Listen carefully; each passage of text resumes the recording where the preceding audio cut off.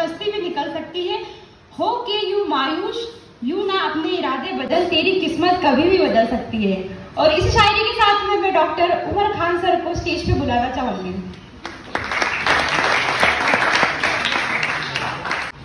आज मेरे लिए बहुत खुशी का दिन है और खुशी की वजह दो हैं।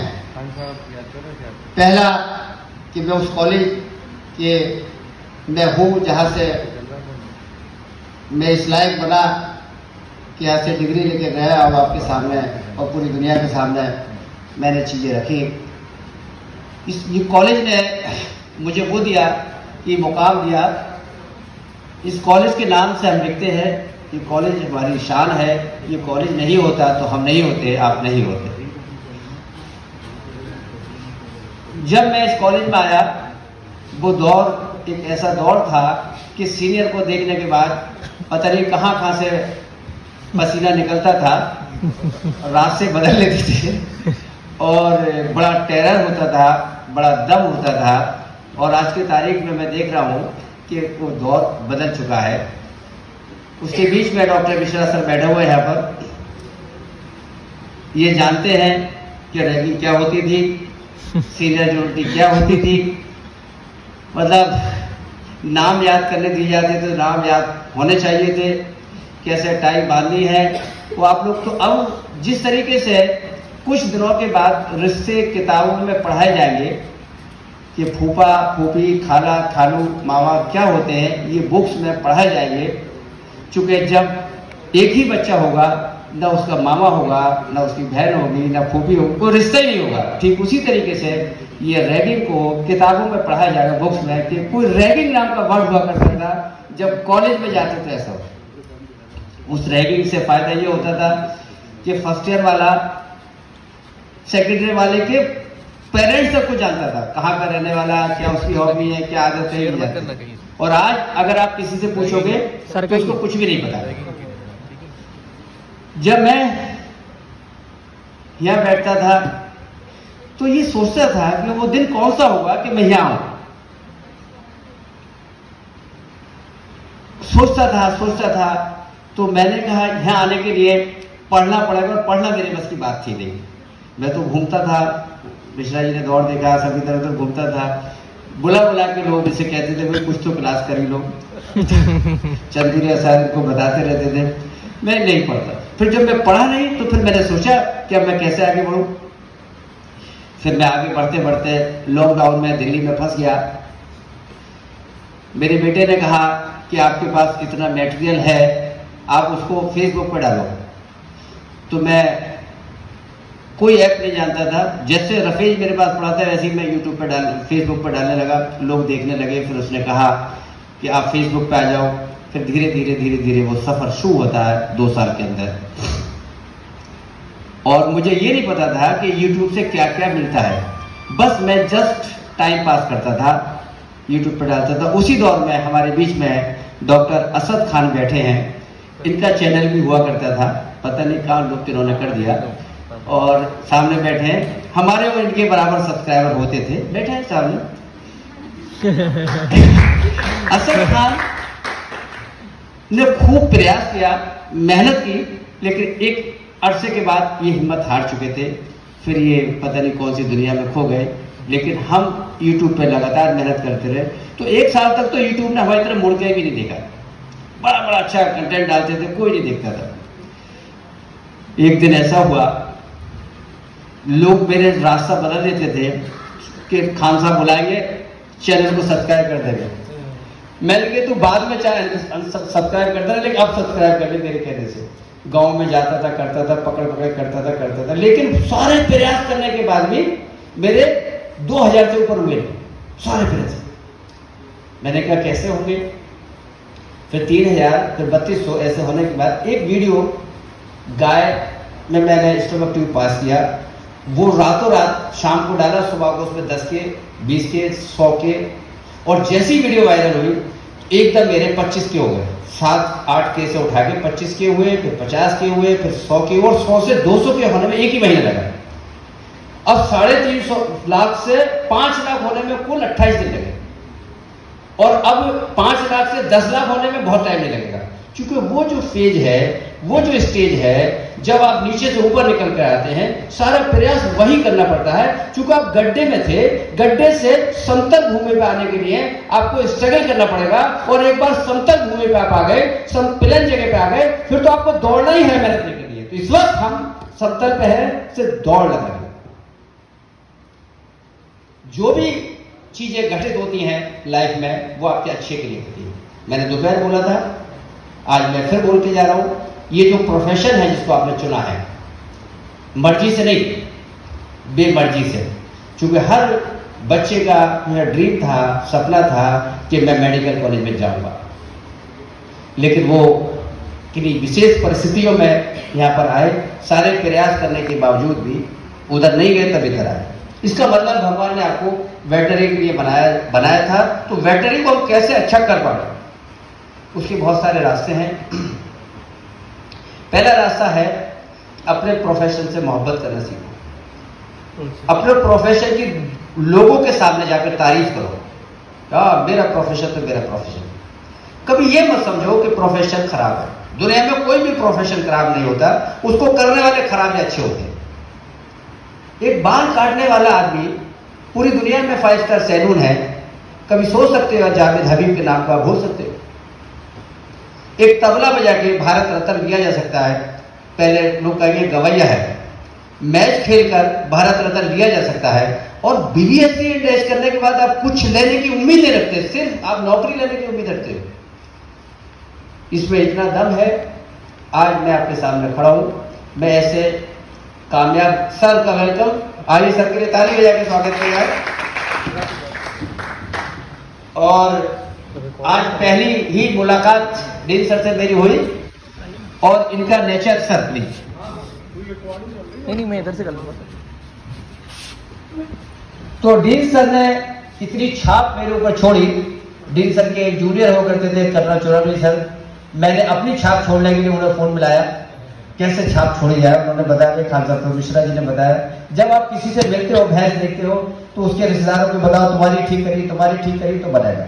तो सर के का जो नेचर लगा, मुझे ऐसा नेचर लगा कि सर उन लोगों में से हैं, चुनिंदा लोगों में से, सेलेक्टेड लोगों में से, कि जो ये किसी से बात करेंगे, बात करते करते वो इंसान मोहब्बत करने लगेगा, और जब सर चले जाएंगे तो सर के बारे में चर्चा करने लगेगा, और जब सर लौट के आने वाले होंगे तो सर का वो इंतजार करने लगेंगे। इस शख्सियत के मालिक हमारे डीन सर है, इनके लिए तालियां बजाई जाए। और इनके सीनियर ने, इनके जूनियर ने ये बताया कि वो बहुत स्मार्ट हुआ करते नहीं थे, हुआ करते थे, हैं भी। तो आज भी सर का स्मार्टनेस बरकरार है, और हर इंसान को चाहिए कि सर से सीखे किस तरीके से अपने आप को मेंटेन किया जाता है। सर से जरा मैंने आग्रह किया, और मैं ताउम्र इस बात का एहसान बंद रहूंगा सर के कि सर तुरंत 5 मिनट में घर से जाने के बाद भी आ गए। तो मैं शू कर रहा था कि वेटरनरी में आपको कौन कौन सी चीजें हैं जो आपको अपग्रेड करेंगे, दूसरों से अलग बनाएंगे। एक आपका कॉन्फिडेंस लेवल। जब मैं एमपीडी सर्जरी करता था तो मुझे खुद नहीं पता होता था ठीक होगी नहीं होगी, डर लगा रहता था। तो ऑपरेशन करके 200-300 लेके टाल देता था, क्योंकि खुद नहीं पता था कल को लटक जाएगी क्या होगा। जैसे जैसे सर्जरी इंप्रूव होती जाएगी, पता है कि 100% ठीक होगी, तो उसी के लिए जो भी आप लोगे ठीक होगा। आप दुनिया में जो भी काम करते हैं, वो आत्मविश्वास, कॉन्फिडेंस लेवल बेहद जरूरी चीज है। मैंने कल सुबह ये कहा था आपसे कि मेरे कल को 5 लाख हो जाएंगे। 6 बजे का प्रोग्राम दिया गया, 6 बजे में 3 मिनट बाकी थे, मैं हॉस्टल के गेट पर खड़ा था। कितने लोग थे सर अभी, और वो 5 लाख को क्रॉस कर गया देखते देखते। बोले खान सर आपके हिसाब से यूट्यूब चलने लगा। कैसे चलने लगा? चूंकि हमें ट्रेंड पता चलेगा कि ये ऐसे ऐसे बढ़ता है, इस टाइम बढ़ता है, इस टाइम घटता है। चूंकि हम उसके अलावा कोई देखते नहीं, हर घंटे में आप कितना हो गया, आप कितना हो गया, जैसे इश्क हो गया उसको। और जब तुम किसी से इश्क करने लगोगे, जिस सब्जेक्ट को ज्यादा पढ़ने लगोगे, तो फिजियोलॉजी के प्रोफेसर बन जाओगे, कोई बायोकेमिस्ट्री का बन जाएगा, उसका उसमें इंटरेस्ट है। तो ऐसे यूट्यूब में इंटरेस्ट आपको, यूट्यूब क्या क्या देता है कोई बता सकता है? यूट्यूब क्या क्या देता है? सबसे बड़ी चीज यूट्यूब क्या देता है मालूम है? आपको किसी दोस्त की जरूरत नहीं है। आप वीडियो बनाएंगे, वॉइस ओवर देंगे, बनाएंगे, फिर उसको डाल के देखेंगे कितने व्यू आ गए। आप जरूरत ही नहीं किसी काम करके। फिर आप उसका पैसा देखेंगे, आज कितने डॉलर आए? बोले $10। सुबह को कितना है? $30। शाम को कितना है? 50। अरे यार 1 लाख हो गए। देखते देखते वो 1 महीने में 1 लाख, 1.5 लाख, 2 लाख, 2.5 लाख। मेरे कई दोस्त हैं जो 10 लाख रुपए पर मंथ यूट्यूब उनको देता है। 10 लाख कमाने के लिए आपको कम से कम 2 करोड़ रुपए की इन्वेस्ट करनी पड़ेगी, दुकान खोलनी पड़ेगी, तब 10 लाख बचेंगे। फिर भी आप दुकानदार कहलाओगे, सिर्फ आपको उसी एरिया में लोग पहचानेंगे जिस एरिया में आपका सामान बिकता है। लेकिन जब आप यूट्यूबर होंगे तो आपको पूरी दुनिया पहचानेगी कि यूट्यूबर। इसने पूछा कि जो आप काम करते हैं आपकी पहचान कैसे बनती है? तो बहुत ही अच्छा माध्यम है यूट्यूब। मैं हर बच्चे से कहूंगा कि वो यूट्यूब बनाए, अपना चैनल बनाए। यूट्यूब का होता है अपना चैनल बनाए, और जो कोई जरूरी नहीं है सर्जरी डाले ना। एक पहलवान एक दुकान पे चला जाता है, मिठाई की दुकान रहती है, जलेबी खाता है और उसकी दुकान की सारी मिठाई फेंक देता है। बोले कोई मिठाई नहीं होती, रसगुल्ले नहीं होते, ये नहीं होता, सिर्फ जलेबी होती। क्यों? उसे जलेबी अच्छी लगती है। मोटी अकल का आदमी था।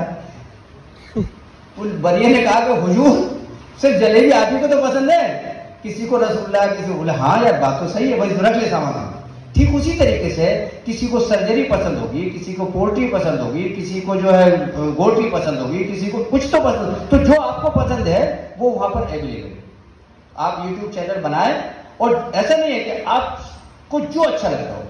हर इंसान के अंदर 2 चीजें होती हैं, एक इंटरनल, एक एक्सटर्नल। जो अब हम ज्यादा टेक्निकल तो पहले फिनोटाइप, जीनोटाइप, मिस्टरी।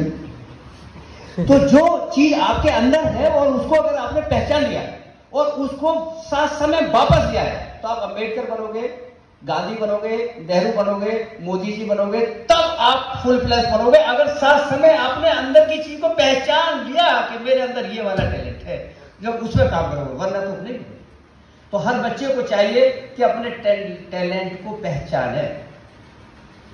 जब एक मोटिवेटर स्पीकर से पूछा कि आप जब बोलते हो तो सन्नाटा होता है। आज मैंने मालूम है विषय जी कितनी देर का लेक्चर लिया है?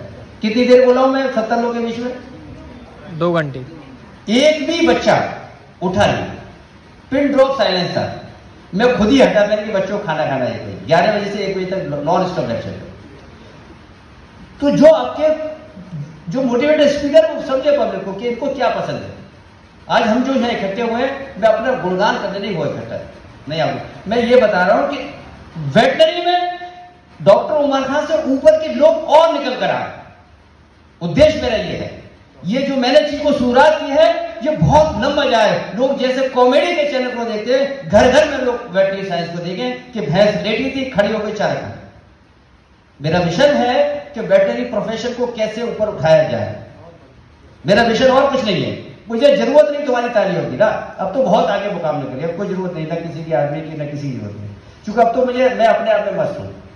मुझे जरूरत यह है कि वेटनरी डॉक्टर जब मुंह लटका के बैठता है डिग्री लेने के बाद, 3 साल तक घर के नौकरी तलाश करके। नौकरी तलाश करनी तो बीए करो ना, फिर बीबीएससी एंड करो। बीबीएससी एंड इसका मतलब है वी आर टेक्निकल। हम उसी दिन जिस दिन डिग्री लेके जा रहे हैं, हम उसी दिन 10,000 का काम कर सकते हैं। उसके लिए क्या है, जितने भी कॉलेजेस है वेटनरी कॉलेज, मैं प्रोफेसर डी सबको भी के सामने भी बोल रहा हूं, खुल के बोलता हूं, कॉलेज में केस नहीं आते।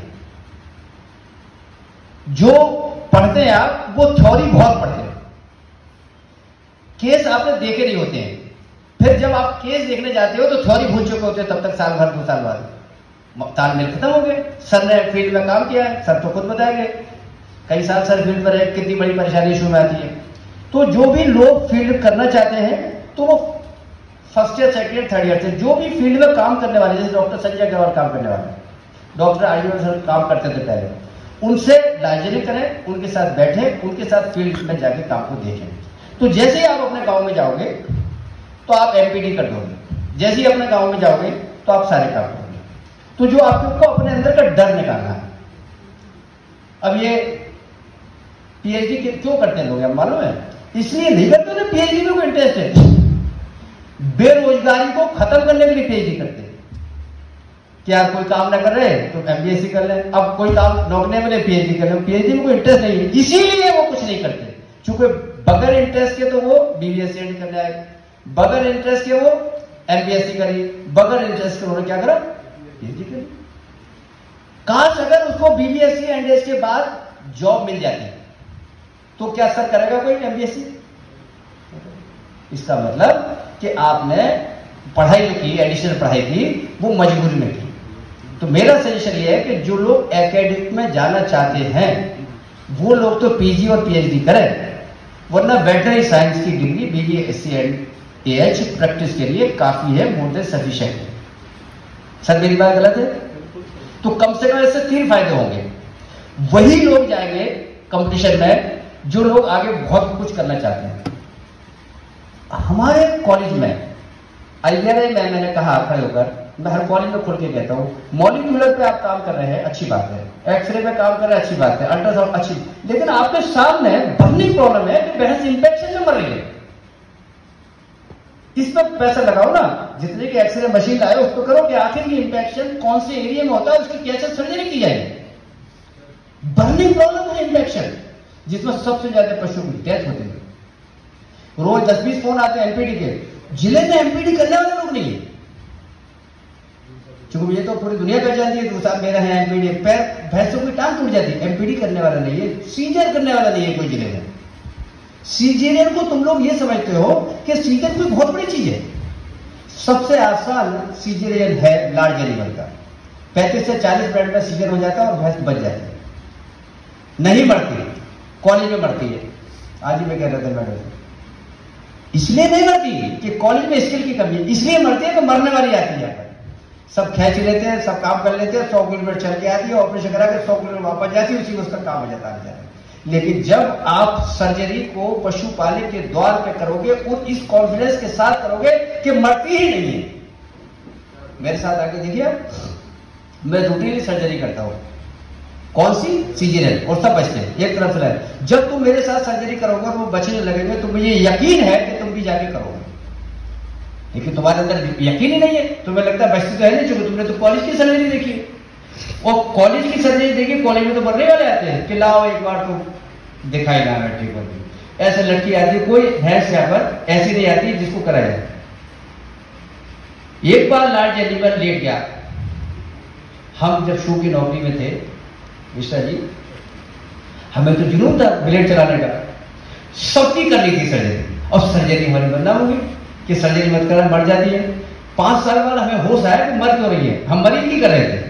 अब हमारे पास मरीज से आती है ना, नहीं करेंगे। अब हमारे सक्सेस रेट बहुत अच्छे, जो सही होता है उसको करते, शू में तो पता ही नहीं था कहां से करेंगे, तो कॉलेज वाले वो वाली सर्जरी विचार करनी पड़ती है जो नहीं करनी।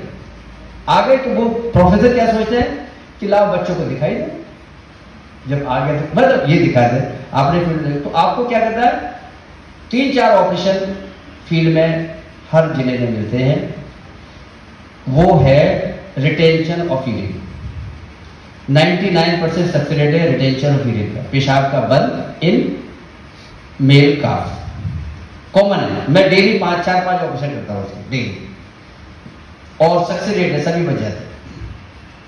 दूसरी सर्जरी मिलेगी आपको कॉमनली, वो मिलती है एपीडी, जिसमें एक बूंद ब्लड नहीं निकलता, जिसमें कुछ नहीं करना है, 1-2 रुपए के ब्लेड से पूरी सर्जरी हो जाती है, कोई एनेस्थीसिया भी देना नहीं है, करते हुए निकलते हो। तीसरी सर्जरी आपकी हर्निया, काफ में हर्निया कॉमन होता है, टक सर्जरी आपको नॉन एब्जॉर्बेंट कैटगट से करनी है, खोलना भी नहीं है, हार्नियल मास अंदर करना, स्किन को ऊपर उठाना, एक सूचन ऐसे लगा देना, छोड़ देना, 1 महीने बाद सूचन हटा देना, उसको ठीक करो, जरूरत है सर ऊपर से सूचन लगा देना। ये प्रॉब्लम है ईसोफेजियल चोक, फंस गया आलू, टमाटर, बॉल, अभी मैंने बॉल निकाली रखा, इतनी बड़ी रात मैंने दिखाई थी इसकी पूरी बॉल वीडियो, इतनी बड़ी बॉल निकाली मुझे ऐसे, स्टोमक ट्यूब डालिए, धकेल दीजिए, अंदर पहुंच जाएगी, कोई सर्जरी करने की जरूरत नहीं। स्टोमक ट्यूब सीखने के लिए, मुझे डालने के लिए 1 साल लगा कि कैसे पास होगी, कभी पतली, कभी मोटी, कभी पतली, अब मैं छू लूं तो अंदर चली जाती है। वो एक्सपीरियंस पहले क्यों नहीं जाती थी और अब क्यों जा रही है, वो मैं आपको बताने के लिए तैयार हूं। सर, सारे बच्चे मेरे पास आए, मेरे कान में एक बात कही कि सर कितने पैसे लेते हो सिखाने के। मैं स्टेज से कह रहा हूं, ये कॉलेज मेरा है, यहाँ के बच्चे मेरे हैं, पैसा प्रॉब्लम नहीं है, प्रॉब्लम आपके अंदर में भूख क्रिएट करके जा रहा हूं।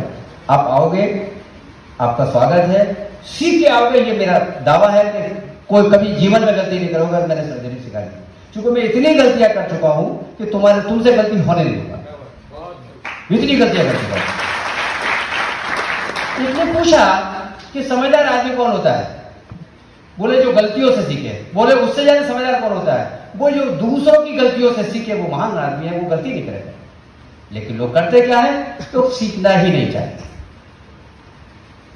यहां पर ना तो मुझे आपसे वोट लेना है कि भाई मुझे इलेक्शन लड़ना है, मेरा इलेक्शन तो हो गया। मुझसे लोग कहते हैं, बड़े बड़े स्पीच देता हूं मैं कि खान साहब आप तो इलेक्शन का वोट टिकट ले लो, पैसा भी आप लड़ लोगे। मैंने कहा मुझे लड़ा क्यों रहे हो? मैंने प्यार से इन लोगों को जीत लिया, तो लड़ा क्यों रहे हो? मैं तो वैसे ही प्यार से जीते हुए, तो लड़ाने की जरूरत क्या है? ये सारे लोग मेरे लिए।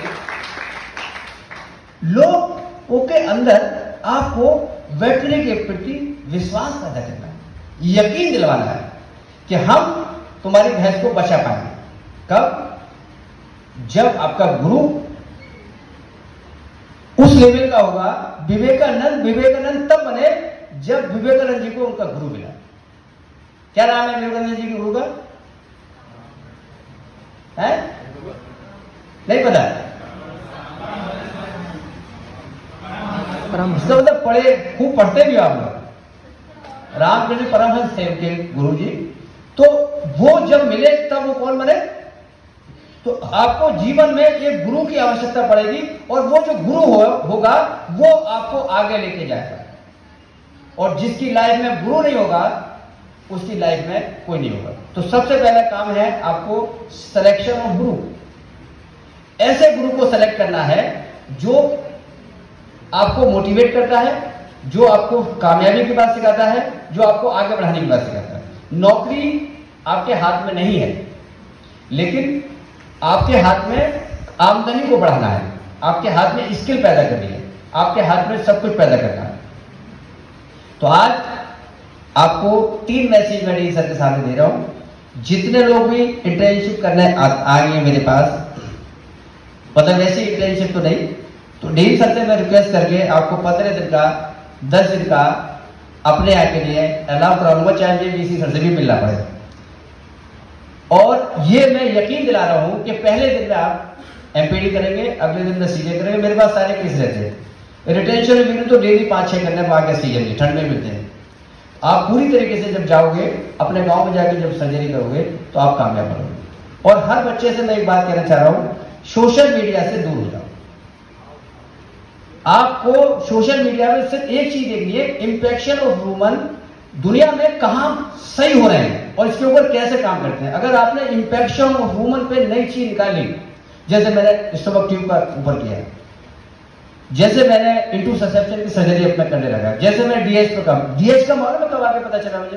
अब आगे 2 साल पहले मुझे पता चला कोई डीएच नाम की चीज होती है, इसके ये सिम्टम्स होते हैं और इसको बचाया जा सकता है। आज मैं डीएच करता हूं, दूर से देख के बता दूं मैं डीएच होगा इसका। डीएच सर क्या होता है कि डीएच होता है, इसको बंद करते हैं। 20 साल तक हम हवा में ट्रीटमेंट करेंगे। डीएच मिलेगा आपको देखने, इंटरसेप्शन देखने मिलेगा, आपको सब कुछ मिलेगा। हर वो काम जिससे सर्जरी, वो सर्जरी हम बताएंगे आपको जो सर्वाइव होती है, जो बच सकती है। फालतू सर्जरी से मतलब नहीं है। और क्या करना है आपको जितने भी जिसको जो करना है उसको अपने टारगेट सेट करने हैं। आप लोग बीबीएससी के बाद सोचते हो कि एमबीएससी करनी है, जब नौकरी नहीं मिली। आपको पहले दिन से सोचना है कि मुझे सिविल सर्विस में जाना है। तो आपके पास इतना समय है, उस समय को किल करते हो। मैं देख रहा हूं बच्चे किल करते, पढ़ते नहीं। विश्वास साहब, मैं सुबह उठा 6 बजे चाय पीने का एक नहीं था, 7 बजे एक दिन में ये देख रहा, 8 बजे कोई 8:15 साढ़े 8 बजे बच्चे निकलते हुए आ रहे हैं। मैंने सारे लोग मोबाइल के मारे हुए हैं, ये 2-2 बजे तक 3-3 बजे तक को मोबाइल मारता है। जब हमारा टाइम था सुबह 5 बजे 6 बजे, वो 4-6 तो बैठे थे बीड़ी फूकते हुए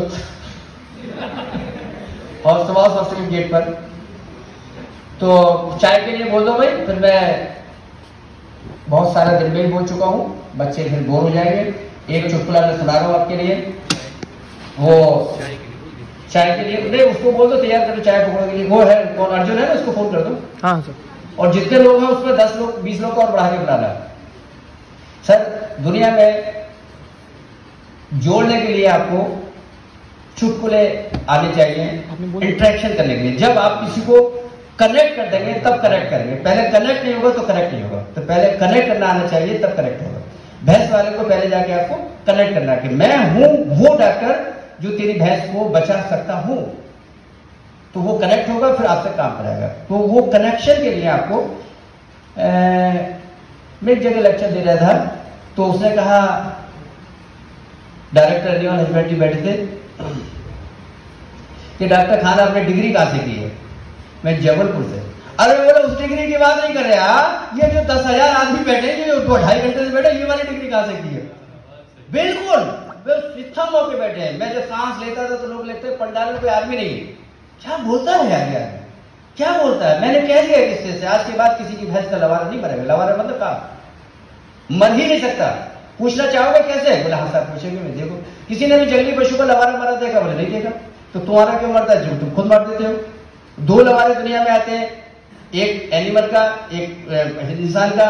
इंसान का बच्चा जो पैदा होता है बेवकूफ पैदा होता है, भैंस का बच्चा जो पैदा होता है गाय का समझदार पैदा होता है। साबित करो? बोले साहब साबित करो। मैंने जब भैंस का बच्चा पैदा होता है तो आधे से 1 घंटे के अंदर वो अपनी माँ का दूध पीना शुरू कर देता है, माँ का दूध ढूंढ लेता है, आराम से दूध पीता है, खड़ा हो जाता है, उससे खड़ा होने की किसी जरूरत नहीं। और जब इंसान का बच्चा पैदा होता है तो वो दूध पी नहीं सकता, वो बैठ नहीं सकता, वो कुछ भी नहीं सकता, बगैर सपोर्ट के बेकार है। समझदार इंसान का बच्चा है, आदमी का बच्चा है, औरत का बच्चा, बोल सकते भैंस का बच्चा समझदार है। तो आखिर तरह समझदार पैदा करने की जरूरत क्यों हो गई? जब आपके डाढ़ निकलती है तो कौन सी डाढ़ निकलती है? अक्कल डाढ़। डाढ़ और दांत का संबंध कैसे? अक्ल से संबंध है। जब भैंस और गाय का बच्चा पैदा होता है तो दांतों के साथ पैदा होता है, अक्लमंद पैदा होता है। और जब इंसान का बच्चा पैदा होता है बेदांत पैदा होता है, बेअक्ल पैदा होता है। इसलिए वो क्या बात है। जब उसके बच्चे के दांत आते हैं तभी बैठना शुरू करता है, तभी चलना शुरू करता है। आप देखिए प्रकृति को देख नहीं रहे। बोले जी मैं भैंस ब्याह रही थी, ब्याहते ब्याहते लवारे को क्या हरकतें करते हो? लवारे क्यों करते हैं आपके? भैंस ब्याह रही है, ब्याहती ब्याहकर भैंस खड़ी हो जाती है तो लोग क्या करते हो? बोले लवारे को गोद में लेते। क्यों? आखिर क्यों ले रहे लवारे गोद में? ये प्रथा है, पता है सर आपको? नहीं। जब भैंस बच्चा देती है तो भैंस खड़ी हो जाती है। गांव में अगर किसान बैठे तो बताते हो, तो भैंस का बच्चा को गोद में लेते हैं, खड़ी हो जाती है, कहीं चोट ना लग जाए। ये नेचुरल फिनोमेना है कि भैंस से भगवान ने कह दिया है जब तेरा लवारा आधा आ जाए, जब मुंडी, जब सर बाहर आ जाए तो तू खड़ी हो जाना।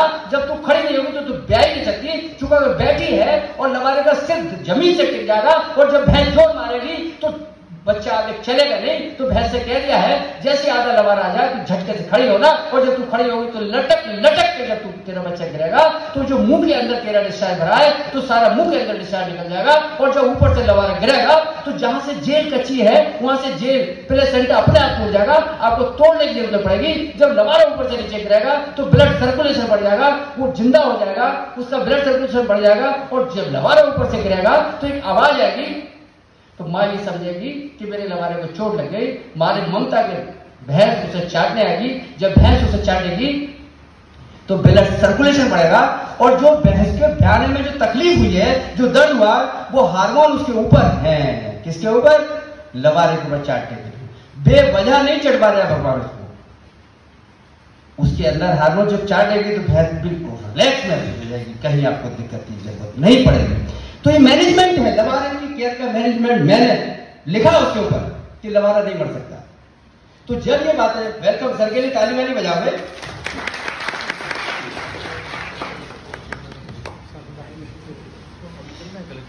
चाय के लिए कह दिया, ये बहुत इंपॉर्टेंट हो गया। बस मैं खत्म कंक्लूड कर रहा हूं सर, बस 2-4-5 मिनट में खत्म कर रहे हैं। मैं मतलब कहाँ क्या मैंने बंद करना है, खत्म करना है क्या? मैं तो आप कलेक्टर साहब से मिलो, तो अपने से मिलते रहेंगे। जाना है आपको भी? नहीं वो ज्यादा जरूरी है। हमें तो नौकरी कलेक्टर साहब की कर देगी, ये तो अपन कभी भी गैर हो जाएगी। हमें तो लोग कुछ करना है। खैर तो यहाँ का मकसद क्या था, ये बातें मेरी रात भर चलती रहेगी। मकसद ये था कि आप बिल्कुल भी बेरोजगार नहीं है, अपने आप को बेरोजगार नहीं समझो, और जो आदमी चाहता है मैं बेरोजगार हूं, मेरे पास चला जाए, रोजगार मैं दे दूंगा उसको, कोई दिक्कत नहीं है। मेरे पास 10 ऑपरेशन हमेशा एमपीडी के बुक रहते हैं। अगर मैं तुम्हें एक ही दिन में एमपीडी सिखा दूं, तुमसे 20,000 रोज कमा रहा हूं, लेकिन फिर रुकोगे नहीं तुम कि हम तो अपने ही जाके कमाएंगे। तो मैंने कल डॉक्टर अहमद को 3 ऑपरेशन बता दिए। बोले डॉक्टर साहब कौन से अकाउंट में आधे पैसे डाल दोगे, जरूरत नहीं आधे तो अपने पास ही रखो, जब मैं आऊंगा तो मैं अपने पूरे कर लूंगा। तो हमारे पास काम है, यूट्यूब ने हमें काम दिया, कहाँ का एमपीडी है, कहाँ का सीजन है, कहाँ का, यूट्यूब ने काम दिया। तो आपकी पहचान कैसे बनी? यूट्यूब से। तो मैं इन्हीं बातों के साथ, आपकी चाय भी आ रही है, डीन सर से भी रिक्वेस्ट करूंगा 2 शब्द हो कहे, मिश्रा सर से भी रिक्वेस्ट करूंगा, डॉक्टर साहब से रिक्वेस्ट करूंगा कि डीन सर बताएंगे कि फील्ड में डीन सर रहे क्या क्या कमियां, क्या क्या परेशानियां आती हैं। तो डीन सर से मैं कहूँगा सर, डीन सर आप आए प्लीज बताएं।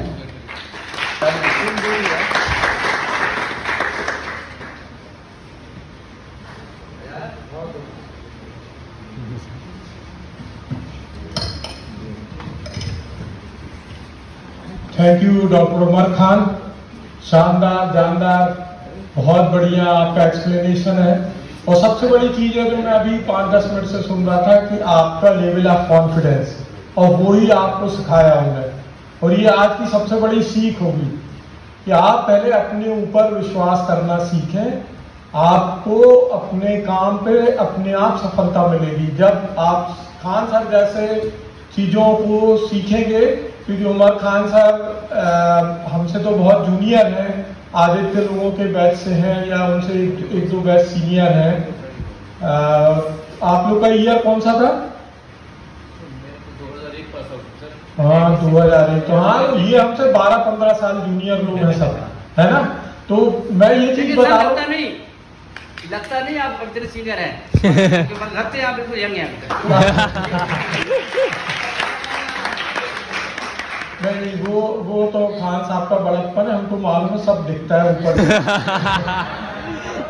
बुढ़ापा अलग दिखता है। तो बच्चों मेन बात ये है कि मैं जो बोलना चाह रहा था कि हमारा जो पुराने जूनियर सीनियर जो भी है, क्योंकि इस कॉलेज का इतिहास 75 साल पुराना है, और इस इतिहास की सबसे बड़ी खासियत ये है कि सब इस कॉलेज को प्रेम करने वाले लोग हैं। ये आज अपने किसी व्यक्तिगत काम से आए थे, मगर इनको कॉलेज की मोहब्बत यहाँ खींच के ले आई, और आज वो हॉस्टल गए, कॉलेज गए, मेरे से मिले, आप लोगों को बुलाया, आपको चाय पकौड़े खिलाने के लिए तैयार है। तो ये सब क्या है? ये अपने कॉलेज से अफेक्शन है, ये सबसे बड़ी चीज है। और हम इन्हीं रिश्तों में जीने वाले लोग हैं, हम लोगों को और कुछ नहीं है। हमारे भी जूनियर, हमारे भी सीनियर, जैसे आप लोगों ने पता नहीं देखा नहीं देखा, क्योंकि आप लोग तो छुट्टियां मनाना, घर जाना, और जो डॉक्टर खान ने बोला मोबाइल देखना, उसमें बिजी हैं आप लोग। वाकई में सोशल मीडिया छोड़ना पड़ेगा, थोड़ी सी जिंदगी सामाजिक भी जिए आप लोग।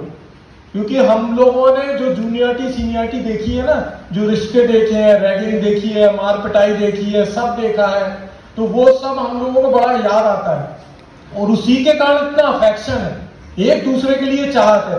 अभी आपको मालूम नहीं है, शनिवार इतवार को 85 से 91 बैच, मतलब 7 बैचेस की गेट टुगेदर हुई है, जिसमें कम से कम 150-150 लोग आए थे हमारे, मतलब हमसे 2 बैच सीनियर और बाकी सब जूनियर। तो ऐसे लोगों का समागम होना, या फिर उसके बाद पहले जो आपने इंडस्ट्रीज वालों की मीट कराई थी, इसके पहले वेटनरी सर्विसेज, एलाइड सर्विसेज की मीट कराई थी, उस समय हमको याद ही नहीं रहा, उस समय भी बुलाना था डॉक्टर खान को। तो अब डॉक्टर खान आ गए हमारे कांटेक्ट में, हम बुलाएंगे, और हमारा भी बुलाने का केवल एक ही पर्पस है जो उनका है, हमारा वेटनेरियन हमारे प्रोफेशन को अपलिफ्ट करे, हमारे सारे वेटनेरियन टॉप में रहे, हमारे सारे वेटनेरियन की इकोनॉमी अच्छी हो, और उसका इनडायरेक्ट बेनिफिट है, आपकी जेब तो गर्म होगी, सामने वाला गरीब किसान भी लाभान्वित होगा, उसकी गाय अच्छी रहेगी, भैंस अच्छी रहेगी, उसका धंधा अच्छा चलेगा, उसकी आर्थिक स्थिति सुधरेगी। बस हमको यही चाहिए यार, दोनों काम है, वाइस वर्सा है, आपकी जेब भी गर्म रहे और सामने वाला उदास होके ना जाए। तो वो पहली चीज, कुछ चीजें आप याद रखिए जो हम ध्यान से सुन रहे थे, कि सबसे पहले जो डॉक्टर खान ने बोला कि भैंस वाला खड़ा है तो उसको ये विश्वास होना चाहिए कि ये वही डॉक्टर है जो मेरी भैंस को ठीक कर देगा, और वो आपको आना चाहिए। वो आएगा, वो जो बहुत अच्छी बातें बोली बता रहा हूं मैं वाकई में, क्योंकि हमने सही में, डॉक्टर साहब सही बोल रहे हैं, 89 से 94 Kondagaon Bastar full tribal area, जहां पे कि आदिवासी ये नहीं जानते थे कि गाय का दूध निकालने के लिए है। आप लोग विश्वास नहीं करोगे, उस समय वो ये बोलता था कि ये दूध उसके बच्चे का है। सोचो आप, वो ब्लैक टी पीते थे, वो दूध की चाय नहीं पीते थे। और मैं घूमा हूं, बहुत रिमोट विलेजेस में घूमा हूं ट्राइब्स के, जहां पे उनको सिखाते थे कि फुल हैंड मिल्किंग क्या होती है बैठ के गाय के नीचे। वो जानते तक नहीं थे कि मिल्किंग, अरे ये क्या कर रहे हैं, मतलब एक तो हिंदी नहीं बोलते वो लोग, तो उनसे बोलना संभाषण करने में बहुत तकलीफ होती है। तो वहां का जो पटवारी कुटवार जो रहते थे, जो समझते थे, तो उनको बताते थे कि भैया ये गाय का दूध निकालो, इससे चाय बनाओ, बछड़े को थोड़ा पिलाओ, थोड़ा तुम भी पियो। तो इस तरह से उन लोगों की ये चीजें थी। तो आप लोग ये सब चीजें सीखो, थोड़ा सा एक्टिव हो, और जो डॉक्टर खान ने बातें बोली है उन बातों पर ध्यान दो, जिससे आप लोग अच्छा अपना भविष्य बनाएं। बिल्कुल सही बात है, जबरदस्ती एमबीएससी मत करो, पीएचडी मत करो, और फील्ड ऑफ इंटरेस्ट आप अपना देख लो, है ना, जो कि क्योंकि ये चीजें, अब जैसे ये आदित्य सत्यनिधि आपको जाना है, आप लोग निकल जाए, है ना, आप निकल जाए, हम तो अब थोड़ा लंबा झिलाएंगे क्योंकि आजकल बच्चे मिलते ही नहीं है, 20-25 दिन से घर गए हुए हैं, क्लासेस करना नहीं है, तो भैया आज मिल गए हैं, नहीं तो फिर कल नहीं मिलेंगे। तो मैं ये बता रहा था कि इंजीनियरिंग कॉलेज में फर्स्ट ईयर में लड़का आता है और फर्स्ट ईयर में डिसाइड कर लेता है कि मैं मैकेनिकल लूंगा, कंप्यूटर साइंस लूंगा, या मैं इलेक्ट्रिकल लूंगा, और उसके बाद वो तैयारी कर लेता है टॉफल और जीआरई की कि अमेरिका जाऊंगा या जर्मनी जाऊंगा। सोचो, first year B first year या बीटेक फर्स्ट ईयर का बच्चा डिसाइड कर लेता है। आप लोग यहाँ 5.5 साल बीबीएससी में पढ़ते हो, आप डिसाइड नहीं कर पाते कि मैं फील्ड में जाऊंगा, या मैं एमबीएससी करूंगा, या मैं फॉरेन जाऊंगा, या मैं आईएएस बनूंगा, यूपीएससी की तैयारी करूंगा। तो आप लोग डिलेड हैं सही में, इतना डिले प्रोसेस अब नहीं चलेगा, दुनिया बहुत फास्ट हो गई, और आप बहुत लकी हो गए, आपके ऐसे सीनियर आके जो आज की वर्तमान परिस्थिति फील्ड की है वो आपको सामने बता रहे हैं। हमारे समय में कोई नहीं आता था, सही में हमको भी कुछ नहीं मालूम था। हमको ये जरूर था कि हमको टीचिंग में आना है, तो टीचिंग में कौन सा सब्जेक्ट लें, तो हम फिजियोलॉजी गए, एनाटॉमी गए, मगर हमको समझ में आया कि फार्माकोलॉजी थोड़ा बीच का है, अच्छा है इसमें कुछ, क्योंकि मन से तो शौक मेडिसिन का था, मगर मेडिसिन में भी पता लगा कि नहीं ठीक ठाक नहीं है, तो फिर हमने फार्मा लिया। तो सब्जेक्ट चूज करना चाहिए अभी से, उस चूज करने के बाद उस हिसाब से मेहनत करनी चाहिए। वाकई में बहुत बड़ी बात है कि हमको पोल्ट्री में करना है, हमको गोट में करना है, हमको शीप में करना है, हमको हॉर्स में करना है, इतनी वैरायटी कहीं नहीं है जितनी अपनी आए। जैसे हार्टिकल्चर में मजाक की जाती है, मजाक में बोला जाता है एग्रीकल्चर की ब्रांच है हार्टिकल्चर, कि एक कद्दू स्पेशलिस्ट, एक लौकी स्पेशलिस्ट, एक ये स्पेशलिस्ट, तो ऐसा अपने आप ही है। अपने आप ही हम इतने सारे फील्ड ऑफ स्पेशलाइजेशन है जो अपन बहुत अच्छे से कर सकते हैं, और अपन लोग बहुत कुछ कर सकते हैं इस सोसाइटी के लिए, समाज के लिए और अपने लिए। क्योंकि अपन लोग कोई बाबा बैरागी नहीं है कि धर्मार्थ में आए हैं और समाज सेवा में लग जाएंगे, है, और हमको कुछ नहीं, आपको सब कुछ वो करना है जो पूरी दुनिया करती है। आपकी शादी होनी है, आपके भी बच्चे होने हैं, आपकी भी फैमिली बड़ी होनी है, आपको भी बहुत अच्छी कार लेनी है, बंगला बनाना है, सब करना है। तो वो सबका जरिया ही बता रहे हैं डॉक्टर खान, वो सब कैसे आप ऑब्टेन कर सकते हो, कैसे आपको मिल सकती है। वो केवल इसलिए मिल सकती है कि आपको पूरे डिवोशन के साथ काम करना होगा। डॉक्टर उमर खान ने बताया ना, शुरू के 5 साल मेरे को समझ में नहीं आया था कि डायफ्रामेटिक हर्निया में है क्या, करना क्या है, कैसे करूं। तो वो सोचो उनके अंदर कितनी बड़ी तमन्ना थी, कितनी लगन थी यार, कि एरर करने के बाद भी सीखते रहे, करते रहे। उस समय सोचो फील्ड में कितने लोग बातें सुनाते होंगे, कई ओनर खान साहब आ जाते होंगे झगड़ने के लिए, लड़ाई करने के लिए। ओनर नहीं, हमारे साथी अरे वहां पर जाना गला काट देता है। हाँ देखो, और ये चीज भी बहुत गलत है हमारे प्रोफेशन में, मेडिकल में नहीं है ये। मेडिकल में कभी भी कोई मेडिकल डॉक्टर दूसरे मेडिकल डॉक्टर को खराब नहीं कहता। वो आप उसको पर्चा दिखाओ कि हम ये डॉक्टर शर्मा को दिखा के आए थे, तो डॉक्टर मिश्रा बोलेंगे ठीक है ये पर्चा किनारे रखिए, आप बताइए तकलीफ क्या है। यहां से शुरू करता है मेडिकल डॉक्टर। वेटनरी में उल्टा है, उन्होंने बोला कहाँ गए, अच्छा खान साहब के पास गए थे, अरे बहुत बेकार आदमी है, वो तो मार डालता, तुम कहाँ फंस गए वहां पे। तो ये एक अपने को प्रोफेशनल ब्रदरहुडशिप आनी चाहिए। हम आपस में भाई हैं, आप प्रोफेशनल ब्रदर्स हैं, एक दूसरे की बुराई नहीं करना चाहिए कभी भी, एक दूसरे की बिल्कुल बुराई नहीं करो। आप अपना काम अच्छा करो। उसको एक चीज और बोलते हैं कि अपनी लाइन लंबी करो, दूसरे की लाइन मत मिटाओ, है ना। अपनी लाइन लंबी करिए, और वो कैसे होगी? मेहनत से। दूसरे की लाइन मत मिटाओ, वो जो कर रहा है उसको करने दो, वो जैसा करेगा वैसा भरेगा, वैसा भोगेगा।